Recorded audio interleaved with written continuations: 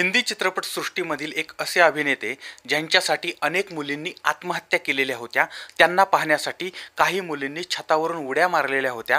हे प्रकरण कोर्टामध्ये गेलं होतं आणि या अभिनेत्यानं काळा कोट किंवा काळा शर्ट असा आदेशच न्यायालयानं दिलेला होता, कारण तो अभिनेता अत्यंत हँडसम दिसायचा आणि यामुळे मुली वेड्या व्हायच्या. आणि हे अभिनेते होते देवानंद. तर देवानंद यांच्याबद्दल आज आपण जाणून घेणार आहोत.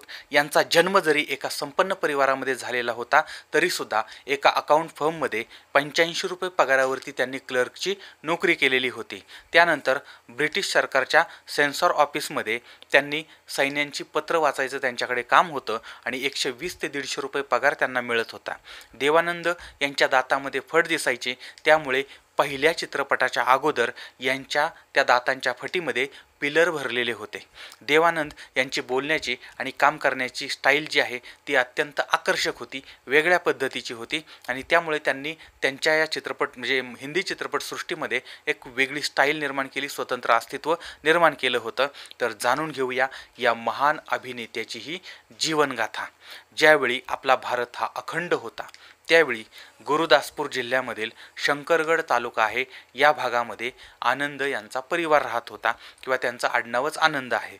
तर या परिवाराचे मुखिया होते पिशोरीमल आनंद. आता हे गुरुदासपूर जिल्ह्यामधलं जे न्यायालय आहे गुरुदास जिल्हा न्यायालय, त्या न्यायालयामध्ये नामवंत वकील होते.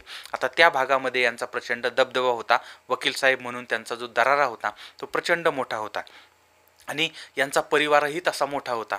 तर यांना 4 मुलं होती आणि 1 मुलगी होती. म्हणजे मोठा मुलगा मनमोहन आनंद. तर यांनी वडिलांच्या पावलावरती पाऊल टाकलं आणि ते सुद्धा जिल्हा न्यायालयामध्ये वकील बनलेले होते. दुसरा मुलगा चेतन आनंद, तिसरा मुलगा धरमदेव आनंद आणि चौथा मुलगा विजय आनंद आणि यांची 1 मुलगी आहे, त्यांचं नाव आहे शीला. अशा पद्धतीनं ही 5 मुलं आणि हे पती पत्नी असा हा 7 जणांचा परिवार होता. पुढं या परिवारामध्ये चेतन आनंद जे आहेत ते निर्माता लेखक वगैरे बनलेले होते. विजय आनंद हे चित्रपटाचे निर्माते लेखक अभिनेता झाले होते. पण आज आपण जाणून घेणार आहोत या परिवारातील तिसरा मुलगा धर्मदेव आनंद अर्थात देव आनंद उर्फ देवानंद यांच्याबद्दल. तारीख आहे 26 सप्टेंबर 1923. आता या दिवशी धर्मदेव यांचा जन्म झाला होता. पुढं धर्मदेव यांचं प्राथमिक शिक्षण जे आहे ते डलहौसी या ठिकाणी झालं होतं.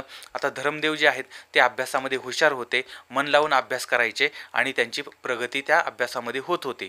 पुढं वडील पिशोरीमल आनंद जे आहेत ते वकिली करत होते आणि घरातलं वातावरण जे आहे ते शिक्षणाचं होतं आणि धर्मदेव जो आहे त्यांना पण चांगल्या पद्धतीनं शिक्षण मिळत होतं आणि पुढं लाहोर गव्हर्नमेंट लॉ कॉलेजमध्ये यांनी प्रवेश घेतला होता. आता हे कॉलेज म्हणजे एकेकाळी भारतामधलं ऑक्सफर्ड किंवा केम्ब्रिज जे आहे ते त्या पद्धतीनं समजलं जायचं. आता या महाविद्यालयामधून धर्मदेव यांनी BA इंग्रजीमध्ये म्हणजे त्यांचं BA इंग्रजीमध्ये पूर्ण केलं होतं. आता याच दरम्यान त्यांचं भाषेवरती जे प्रभुत्व होतं ते अत्यंत चांगल्या पद्धतीचं होतं आणि ते अस्खलितपणे इंग्रजी बोलू शकत होते. आता पुढं त्यांना इंग्लंडला वगैरे शिक्षणासाठी जायचं होतं, पण त्यांना तिकडं जाता आलं नाही आणि इथूनच त्यांनी त्यांचं शिक्षण चालू ठेवलं होतं. आणि कॉलेजमध्ये असतानाच धरमदेव यांनी त्यांचं नाव जे आहे ते धरमदेव आनंद याच्याऐवजी देव आनंद असं धारण केलं आणि नंतर देवानंद म्हणून ते कायम रूढ झालेलं होतं आणि त्यामुळे इथून पुढे आपण देवानंद हेच नाव इथं वापरणार आहोत. आता यांची इंग्लिश भाषेवरती प्रचंड कमांड होती. इंग्लिश लहेजा जो आहे तो यांच्या बोलण्यामध्ये होता आणि यांना नेव्हीमध्ये भरती व्हायचं होतं. तसे प्रयत्नसुद्धा केले होते पण ते साध्य झालं नव्हतं. पण नियतीच्या मनात काहीतरी वेगळंच होतं. आता हळूहळू यांची चित्रपटाकडची जी ओढ होती ती ओढ वाढायला लागली होती आणि यांना एकदा समजलं की अभिनेता अशोक कुमार हे लाहोरच्या चित्रपट थिएटरला भेट देणार आहेत. आता हे देवानंद यांना कळल्यानंतर चित्रपटगृहाच्या जवळ जाऊन देवानंद थांबले होते. आता प्रसिद्ध अभिनेता राजकुमार यांची फक्त एक झलक आपल्याला पाहता यावी असं यांना वाटत होतं, त्यांची फक्त भेट व्हावी असं यांना वाटत होतं. आणि खरं तर अशोक कुमार यांचा जो सिनेमा आहे तो पाहिल्यानंतर आपण सुद्धा असंच अभिनेता बनलं पाहिजे असं सुद्धा देवानंद यांना वाटत होतं. आणि या आवडीच्या सोबतच त्यांना पोस्टाची तिकीटं जमा करणं वगैरेचा छंद होता आणि त्यांनी अनेक पोस्टाची तिकीटं जमा केलेली होती. आता सिनेमामध्ये काम करण्या इतकं भूत त्यांच्या डोक्यामध्ये शिरलेलं होतं आणि त्यांनी मुंबईला जायचं ठरवलेलं होतं. आता याच्यामध्ये एक गोष्ट मला सांगायची राहून गेली आणि ती म्हणजे अशोक कुमार त्या ठिकाणी येणार होते म्हणून देवानंद त्यांची वाट पाहत थांबले होते. पण दुर्दैवाने त्या ठिकाणी अशोक कुमार आले नाहीत आणि देवानंद यांचं जे स्वप्न होतं त्यांना बघायचं ते सुद्धा पूर्ण झालेलं नव्हतं. पण नियती कशा पद्धतीनं वळण घेते, नशीब कशा पद्धतीनं वळण घेतं ते आपल्याला नंतर लक्षात येईल. तर आता देवानंदांना वाटतच होतं की आपल्याला अभिनेता व्हायचं आहे, आपण दिसायला इतके हँडसम आहोत वगैरे वगैरे आणि त्यामुळे त्यांनी मुंबईला जायचं ठरवलं होतं. आता एक दिवस खिशामध्ये 30 रुपये आणि जमलेली पोस्टाची तिकीटं यांनी घेतली, फाईल तयार केली आणि फ्रंटियर मेल या गाडीमध्ये ते बसले आणि त्यांनी मुंबई गाठली. आता हे सगळं त्यांनी भावांना वगैरे सांगितलेलं होतं की मी जाणार आहे वगैरे आणि भावांनी तशी तयारी केली होती. आता देहरादूनच्या दून हायस्कूल जे आहे त्या स्कूलमध्ये मोठा भाऊ चेतन आनंद हे काम करत होते. आता ते देहरादूनवरून मुंबईला आले आणि त्यांनी देवला पिकअप केलं. आता चेतन यांचे मुंबईमध्ये काही मित्र होते, मग ते देवला त्यांच्याकडे घेऊन गेले. आता मलबार हिल या ठिकाणी त्यांचे एक मित्र होते, तिथं काही दिवस देव यांची राहण्याची व्यवस्था झाली. आता याच बिल्डिंगच्या शेजारी एक इंग्लिश कादंबरीकार राजा राव त्या ठिकाणी राहत होते. आता यांच्याबरोबर देखील चेतन यांची मैत्री होती आणि राजाराव यांची ओळख ही देवानंद बरोबर ती झालेली होती आणि मला चित्रपटामध्ये काम करायचं आहे आणि मी हिरो म्हणून काम करणारे वगैरे वगैरे असं त्यांनी त्यांना सांगितलेलं होतं. आणि प्रत्येकाला वाटत होतं की देवानंद जो आहे ते दिसायला अत्यंत देखणे होते, हँडसम होते आणि त्याच्यामुळे हा तरुण जो आहे तो हिरो होऊ शकतो असं प्रत्येकाला वाटत होतं. आणि राजाराव जे आहे त्यांनी देवानंदला सांगितलं पण होतं की तू 100% हिरो होणार आहेस आणि मी माझ्या पद्धतीनं काय करू शकतो, तर तुझी बाहेर कुठं सोय होईपर्यंत तू माझ्याकडे बिंदास राहा, आपलंच घर आहे असं समजून तू माझ्याकडे राहा. आणि त्याप्रमाणे मग काही दिवस देवानंद जे आहेत ते राजाराव यांच्याकडे राहिलेले होते. पण त्यांच्याकडे राहिल्यामुळे अनेक गोष्टी देवानंद यांना शिकायला आल्या, म्हणजे शिकायला मिळत होत्या. आता राजाराव यांच्या शेजारी त्यावेळेस राहायचे मोतीलाल राजवंश. आता मोतीलाल हे नाव जे आहे ते त्या काळातलं प्रचंड गाजलेलं नाव आहे, प्रचंड मोठं नाव आहे. म्हणजे 1940च्या सुमारास त्या दशकामध्ये नैसर्गिक अभिनयाचा जनक होते मोतीलाल. अतिशय महान अशा पद्धतीचे हे अभिनेते होते. तर अशा पद्धतीनं देवानंद यांना हा सिने शेजार जो आहे तो लाभलेला होता. आता मोतीलाल शूटिंगसाठी बाहेर पडत असताना देवानंद त्यांना जाऊन भेटलेले होते आणि मग आपली ओळख करून दिली आणि आपण लाहोरवरून आलेलो आहोत आणि मला सुद्धा तुमच्यासारखं स्टार व्हायचं वगैरे असं देवानंद यांनी त्यांना सांगितलेलं होतं. आता देवानंद यांची बोलण्याची स्टाईल, त्यांचा आत्मविश्वास, कॉन्फिडन्स आणि त्यांच्या चेहऱ्यावरचं तेज हे सगळं पाहिल्यानंतर मोतीलाल यांना अंदाज आलेलाच होता आणि त्यामुळे मोतीलाल यांनी उत्तर दिलं की अरे माझ्यासारखा का बनतो, माझ्यापेक्षा मोठा आणि माझ्यापेक्षाही चांगला अभिनेता तू का बनू शकत नाही, 100% तू बनणार आहेस. आणि प्रत्येक वेळी आपला जो उत्साह असतो तो कायम, म्हणजे स्वप्न जे आहे ते कायम मोठं ठेवायचं असतं. हमेशा अपने हौसले बुलंद रखने की कोशिश करो, अशा पद्धतीनं त्यांना ते सांगितलं आणि मोतीलाल निघून गेले. पण भविष्यामध्ये मोतीलाल यांचं हे जे शब्द आहेत ते शब्द 100% खरे ठरलेले होते. आणि एक दिवस देवानंद यांच्याकडे इतकं काम आलं होतं की मोतीलाल यांना सिनेमा करायचा होता आणि त्यासाठी हिरो म्हणून देवानंद पाहिजे होते. आता यासाठी साक्षात मोतीलाल देवानंद यांच्या घरी गेले आणि सिनेमासाठी विचारणा केली. पण देवानंद यांचं सलग शूटिंग चाललेलं होतं आणि प्रचंड प्रयत्न केले तरीसुद्धा तारखा मिळत नव्हत्या आणि त्यामुळे देवीलाल सारख्या व्यक्तीच्या सिनेमासाठी आपल्याला वेळ देता येत नव्हता, याचं देवानंदनासुद्धा प्रचंड वाईट वाटलेलं होतं. म्हणून मी सुरुवातीला तुम्हाला सांगितलं की नशीब कोणाचं कधी पलटी मारेल सांगता येत नसतं. तर आता इथं ही गोष्ट आपल्याला लक्षात येते, कधी कोणाचे दिवस पालटतील वगैरे वगैरे. आता त्यामुळं जर समजा आपल्याला काही अडचण आली, संकट आली किंवा आत्ता आपल्याला जर आपल्या या जीवनामध्ये मार्ग दिसत नसला तरीसुद्धा हिंमत मात्र कधी हरायची नसते आणि कधी ना कधीतरी आपली स्वप्न पूर्ण होतातच. असो, तर आता आपण थोडं पुढं जाऊया. तर राजाराव जे आहेत यांनी देवानंद यांची राहण्याची त्यांच्याकडे व्यवस्था केली होती आणि त्यानंतर के. अब्बास यांच्याकडे देवानंद राहायला लागले होते. आता के अब्बास हे त्या काळातले एक मोठे लेखक आणि कादंबरीकार होते. आता त्यांच्या बंगल्याचं नाव होतं समुद्र तरंग. आता या ठिकाणी मग आता नंतर देवानंद राहायला लागले होते आणि अब्बास यांच्या बंगल्याच्या शेजारी प्रसिद्ध कलाकार ललिताजी पवार या राहत होत्या. आता ही गोष्ट खरं तर अनेकांना ती माहीत नसेल, पण देवानंद जे आहेत ते उत्कृष्ट गायक होते आणि त्यांना गायनाची आवड होती आणि संगीताची सुद्धा त्यांना चांगली जाण होती. आणि देवानंद म्हणजे त्यांचा आवाज गोड होताच, तर त्या आवाजामध्ये ते गाणं गायचे आणि हे गाणं गात असताना बाजूच्या बंगल्यामध्ये ललिता पवार हे गाणं ऐकत असायच्या. आणि नंतर ललिता पवार यांनी देवानंद यांना हे सांगितलं पण होतं की तुमचा आवाज अत्यंत सुंदर आहे, गोड आहे वगैरे वगैरे, ते त्यांचं बोलणं झालेलं होतं. तर आता देवानंद जे आहेत ते के अब्बास यांच्याकडे राहत होते. आता काही दिवस ते त्यांच्याकडे राहिले, पण देवानंद यांना अवघडल्यासारखं वाटायला लागलं की अरे आपण आता आज यांच्याकडे राहतोय, उद्या त्यांच्याकडे राहतोय, आता हे किती दिवस आपण त्यांना त्रास देणार आहोत आणि फुकटचा पाहुणचार किती दिवस घ्यायचा. आणि त्यामुळे मग एक दिवस त्यांनी के अब्बास जे आहे त्यांना सांगितलं की माझ्या एका मित्राकडे मी राहायला जातोय. आता त्यावेळेस मग ते के अब्बास जे आहेत त्यांना विचारले किंवा तुमचे मित्र कोण आहेत किंवा काय नक्की ते मला सांगा, मग मी त्यांना भेटतो वगैरे असं असं. आता मुळातच हे त्यांच्याशी खोटं बोलत होते, त्याच्यामुळे मग त्यांना काही ते सांगता आलं नाही. पण मी जातो असं त्यांनी सांगितलं आणि त्या पद्धतीनं त्या घरातनं बाहेर पडलेले आहेत. आता घरातनं बाहेर पडले, पण खिशामधले पैसे संपलेले होते, कुठं जायचं हे माहीत नव्हतं. आता डबल डेकर बस जी आहे त्या बसमध्ये देवानंद बसले आणि व्हिक्टोरिया टर्मिनस जे आहे त्या ठिकाणी ते आले आणि तिथं गेल्यानंतर मग ते भटकत राहिले, कारण कुठं जायचं काहीच माहीत नव्हतं, काही त्यांचं नियोजन नव्हतं. प्रचंड भूक लागलेली होती, खिशामध्ये मात्र पैसे नव्हते. आणि अशा वेळेस त्यांना एका ठिकाणी एक पोस्टाची तिकीटं विकणारा माणूस दिसला आणि आता आपली जी आपण साठवलेली जी तिकीटं होती ती तिकीटं जर विकली तर आपल्याला अजून चांगल्या पद्धतीनं पैसे मिळतील असं त्यांना वाटलं. आणि मग त्यांनी ती इतक्या वर्ष जी जमा केलेली तिकीटं आहेत ती तिकीटं विकली आणि त्या बदल्यामध्ये 30 रुपये त्यांना मिळाले होते. पण आता 30 रुपये मिळाले, त्याच्यात त्यांचं खाणंपिणं वगैरे झालं, पण आता पुढं काय करायचं हे त्यांना काही सुचत नव्हतं.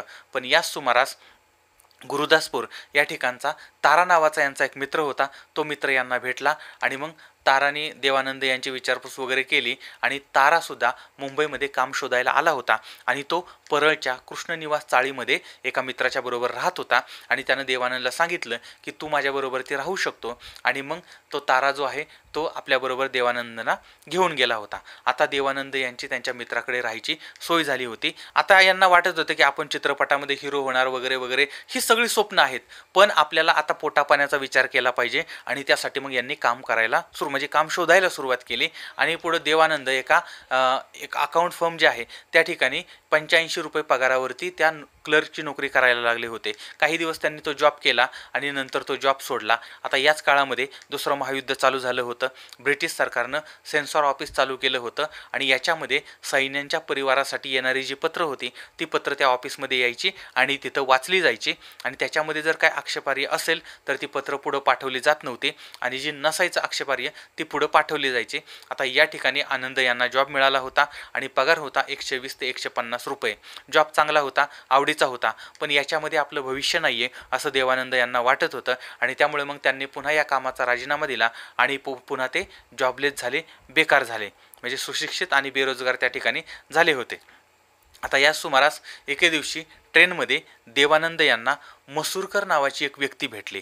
आता हे मसूरकर जे आहेत ते आणि देवानंद यांची तशी काही ओळख नव्हती, पण मसूरकर यांनी देवानंद यांना सांगितलं की प्रभात फिल्म कंपनी आहे ती एक सिनेमा तयार करते आहे आणि त्यासाठी एक अत्यंत हँडसम असा हिरो त्यांना पाहिजे आहे आणि तुम्ही ऑफिसमध्ये जाऊन बाबूराव पै ह्या ज्या व्यक्ती आहेत त्या व्यक्तींना भेटा आणि ते तुम्हाला नंतर पुढची प्रोसिजर सांगतील.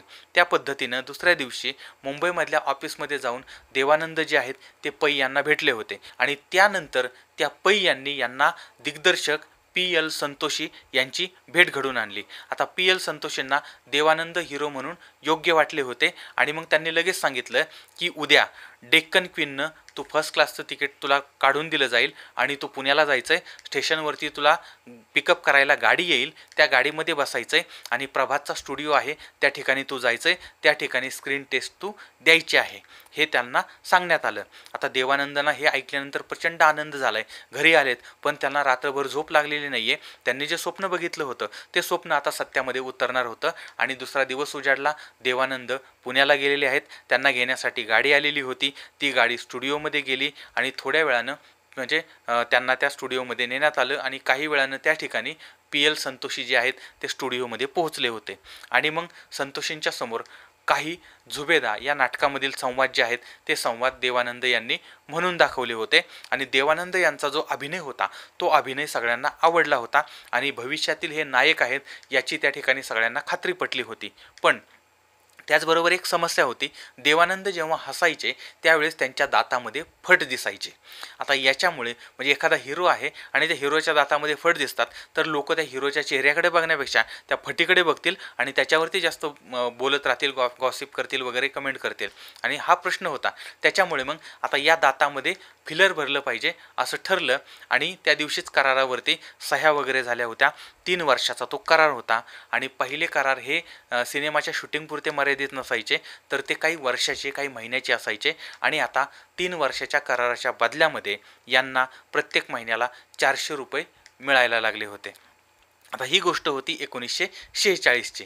आता पुण्यामध्ये हम एक है या सिनेमाचं शूटिंग चालू झालेलं होतं. आता या दरम्यान देवानंद यांना चांगल्या कलाकारांचा सहवास लाभलेला होता. त्यावेळेस दुर्गा खोटे, गुरुदत्त ही जी दिग्गज मंडळी आहेत तर त्या मंडळींबरोबर ती म्हणजे देवानंद यांचे अत्यंत चांगले संबंध निर्माण झाले होते. गुरुदत्त आणि देवानंद शूटिंगनंतर पुण्यामध्ये फिरायचे आणि सोबत बसून बियर वगैरे प्यायचे आणि पुढं यांची जी दोस्ती आहे ती अत्यंत घट्ट होत गेलेली होती. आता या काळामध्ये देवानंद यांचा पहिला सिनेमा हम एक है हा रिलीज झाला होता. तो थोडाफार चाललेला होता आणि देवानंद यांचं सगळ्यांनी कौतुक केलं होतं.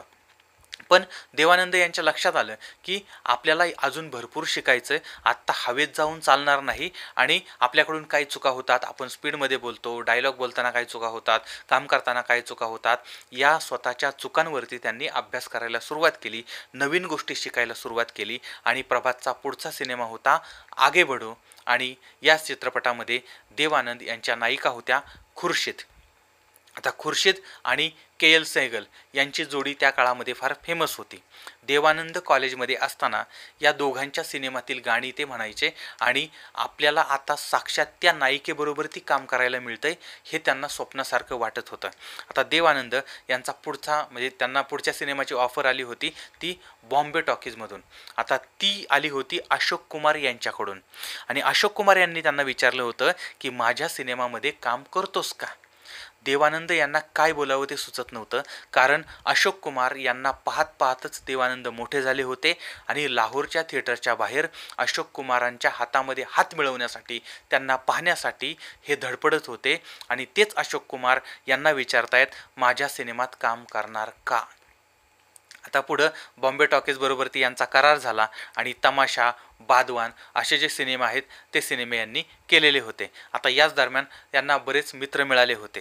जिद्दी सिनेमासाठी अशोक कुमार यांनी यांची गाणी गायली होती आणि पुढं देव आनंदसाठी अशोक कुमार यांचा आवाज फिक्स झालेला होता. आता काही अपवाद सोडला तर किशोर कुमार यांनी फक्त देव आनंद यांच्यासाठी गाणी गायलेली होती. म्हणजे जिथं देव आनंद तिथे किशोर कुमार यांचा आवाज असणारच असं हे समीकरण ठरलेलं होतं. तर अशा रीतीने देवानंद आता एक सिनेस्टार झाले होते आणि कधी काळी पाहिलेलं त्यांचं स्वप्न जे आहे ते स्वप्न सत्यामध्ये उतरलेलं होतं. हळूहळू देवानंद यांना रोमांसचा बादशाह असं म्हटलं गेलं होतं किंवा म्हटलं जायचं. आता आत्ताच्या सिनेमामध्ये रोमांस जसा असतो तसा पूर्वीचा रोमांस नसायचा. आता त्यावेळेस रोमांस देखील अत्यंत सात्विक आणि नाजूक आणि साजूक असायचा. म्हणजे त्यावेळेस हिरोनं हिरोईनच्या पदराला जरी पकडलं तरी पण ती हिरोईन त्याला म्हणायची छोड दो आंचल जमाना क्या कहेगा.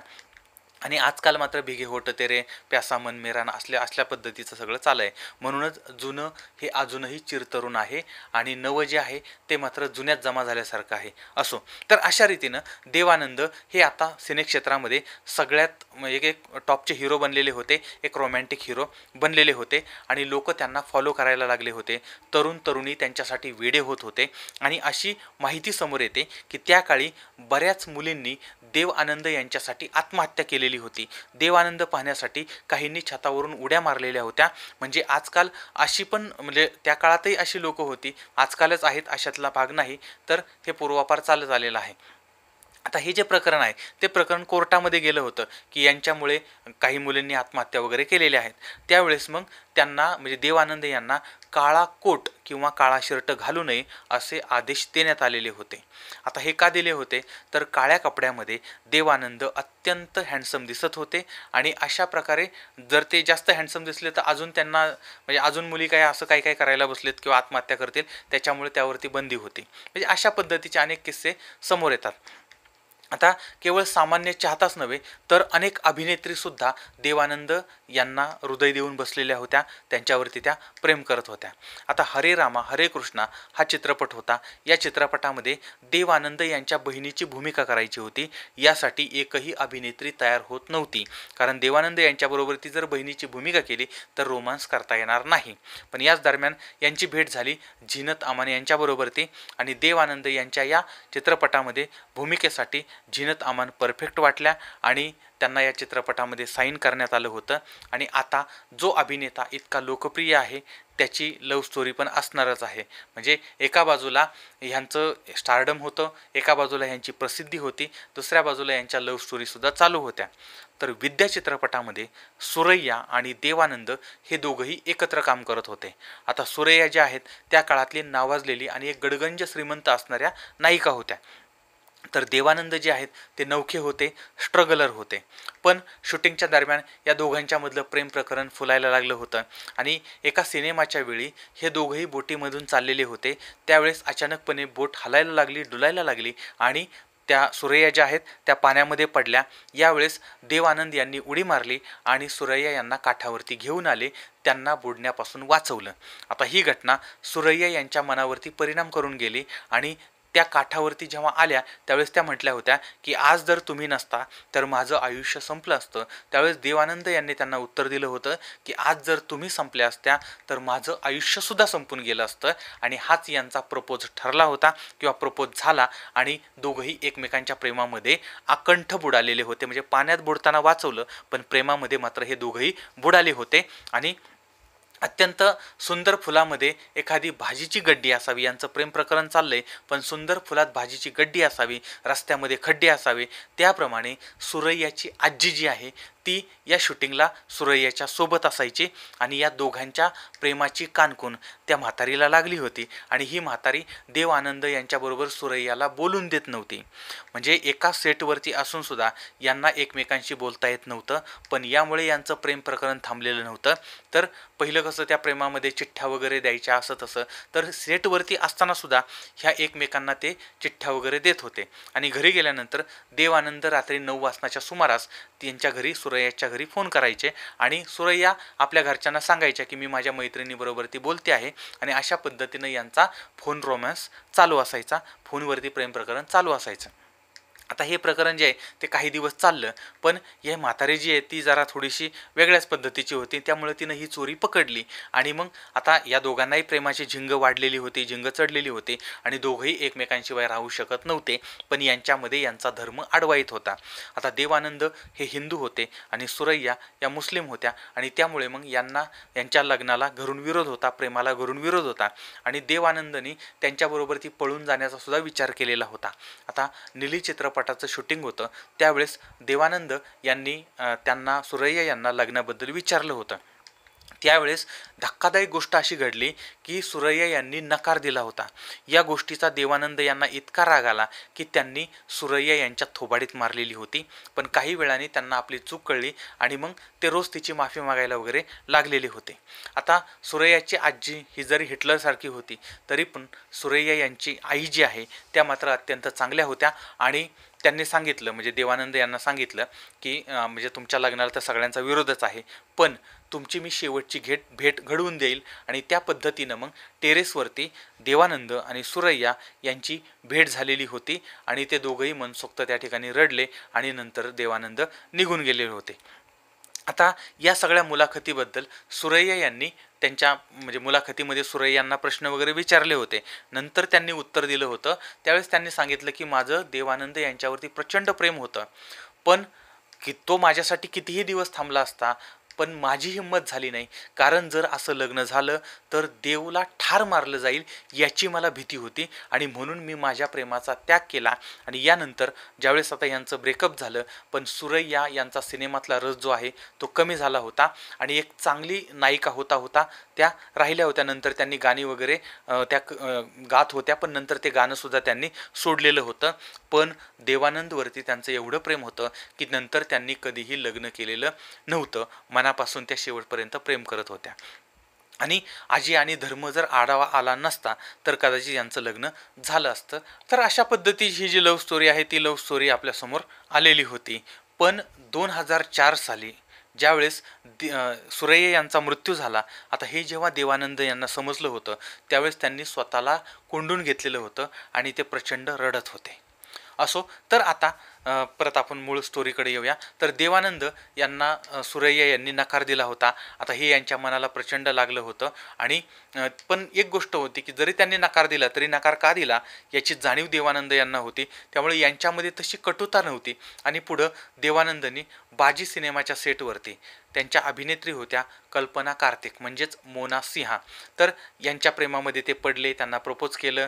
त्यानंतर मग दोघांनी पुढं taxi driver, Aandhiyan, Humsafar, house number 44 अशा पद्धतीचे सिनेमा केले आणि यांचं प्रेम प्रकरण, आता देवानंद यांचं प्रेम प्रकरण यांच्याबरोबर चालू झालेलं होतं. पण याच्यामध्ये पुन्हा धर्म आडवा होता, कारण कल्पना ज्या आहेत त्या ख्रिश्चन होत्या आणि देवानंद जे आहे ते हिंदू होते. त्यामुळे आता या दोघांनी ठरवलं की आपण झटकीपट लग्न करून टाकायचं आणि टॅक्सी ड्रायव्हर या सिनेमाच्या सेटवरती एका रजिस्ट्रारला बोलवण्यात आलं आणि मेकअप रूममध्ये दोघांच्या सह्या घेण्यात आल्या आणि दोघांनी अत्यंत गुपचूप लग्न करून टाकलं होतं. आता यानंतर कल्पना यांनी त्यांचं सिनेक्षेत्र जे आहे ते सोडलं होतं आणि पूर्ण लक्ष त्यांनी संसाराकडे दिलं. आता यांना 2 मुलं झाली होती. त्याच्यामधले एक आहेत सुनील आनंद, हे पुढं अभिनेता आणि दिग्दर्शक झाले होते आणि यांची मुलगी देवीना आनंद, तर यांचं लग्न एका पायलट बरोबर झालं होतं. नंतर ते काही काळ लग्न झालं, काही काळ त्यांचा संसार झाला, पण जास्त वेळ ते टिकलं नाही आणि नंतर त्यांचा ते वेगळे वगैरे झाले होते. तर हे त्यांचं पर्सनल लाईफ होतं. तर अशा पद्धतीनं यांचा हा परिवार होता, देवानंद यांचा परिवार होता. तर देवानंद जे आहेत ते आता यशाच्या शिखरावरती होते, चांगला संसार चालू होता, यशाच्या शिखरावरती पण होते इकडं, अशा पद्धतीने सगळं चाललं होतं. त्याचबरोबर ती मग यांचं म्हणजे देवानंद जे आहेत त्यांनी बीना रॉय, शर्मिला टागोर, सायरा बानो, राखी, सुचित्रा सेन, योगिता बाली, प्रिया राजवंश, कल्पना मोहन, सिमी गरेवाल, तनुजा यांसारख्या अनेक नायिकांबरोबर ती कामं केलेली होती. 1945 ते 2011 या तब्बल 66 वर्षामध्ये 104 सिनेमे केले. देवानंद यांनी हॉलिवूड चित्रपट द एव्हिल विदिन याच्यामध्ये सुद्धा काम केलेलं आहे. आता देवानंद यांनी चित्रपट अभिनेता म्हणून तर काम केलंच, पण त्यांनी अनेक चित्रपट दिग्दर्शित सुद्धा केले होते. 1970 मध्ये त्यांचा दिग्दर्शक म्हणून पहिला सिनेमा प्रेम पुजारी आलेला होता, पण तो यशस्वी झाला नव्हता. परंतु पुढच्याच वर्षी त्यांनी हरे रामा हरे कृष्णा या चित्रपटाद्वारे बऱ्यापैकी यश मिळवलेलं होतं आणि पुढे बरेच चित्रपट त्यांनी दिग्दर्शित केले होते, पण त्यांना म्हणावं तसं यश मिळालेलं नव्हतं. देवानंद यांनी काही काळ राजकारणामध्ये सुद्धा घालवलेला होता. काही कलाकारांनी आणीबाणीला विरोध करण्यासाठी एका राजकीय पक्षाची स्थापना केली होती आणि त्या राजकीय पक्षाचे प्रमुख होते देव आनंद. 1977 मध्ये त्यांनी नॅशनल पार्टी ऑफ इंडिया या राजकीय पक्षाची स्थापना केली आणि प्रचार प्रसाराला सुरुवात केली होती, पण हा राजकीय पक्ष फार काळ टिकला नाही.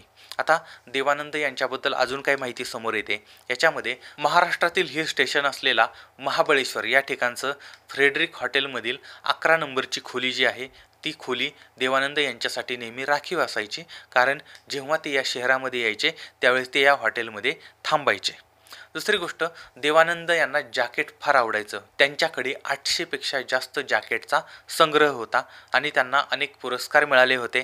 कालापानी चित्रपटासाठी बेस्ट ॲक्टर, त्याचबरोबर फिल्मफेअर पुरस्कार, गाईड चित्रपटासाठी बेस्ट ॲक्टर, फिल्मफेअर पुरस्कार, पद्मभूषण पुरस्कार, दादासाहेब फाळके पुरस्कार असे पुरस्कार त्यांना मिळाले होते. त्याचबरोबर ती भारतीय चित्रपटातील योगदानाबद्दल अमेरिकेतर्फे हिलरी क्लिंटन यांच्या हस्ते त्यांचा गौरव करण्यात आला होता.